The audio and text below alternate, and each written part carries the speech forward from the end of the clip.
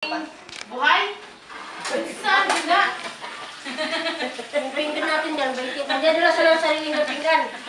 Oo, sinabi ko, ang dadalhin natin, sa'yo lang. At saka, 20 yan eh.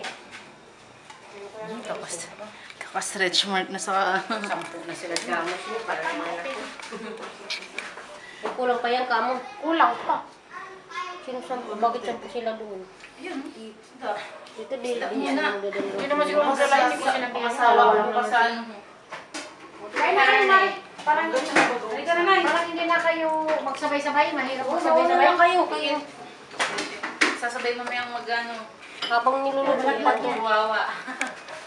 Pwede ang puti? Mag-irog siya! Sabi ko mani, Janine nito. Yun na naman isda. Oo na eh. Hanggang saan yan? Manihin niyo, ubusin mo yung pagkain ha. Kasi may lahat ah. Maselan. Ayun na naman. Sabi, yun na naman. Yan na naman anahin niya? Gusto mo? Paubos ko sa'yo lahat yan? Oo, gano'n.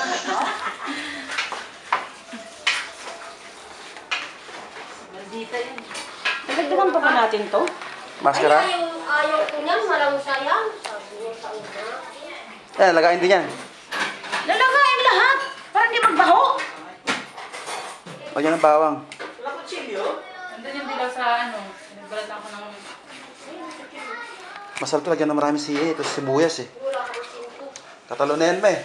Sibuyas, sili lang naman yung katalunin eh. Kalamansi. No? Toyo. Pati sibuyas sili. Sarap. Yan. Patakas Pag may sila sa... tuyo sila pati, huwag nang gamitin ang tuyo natin. Patakas sila sa... Deep fry lahat yan. Sunugin. Ha? Deep fry.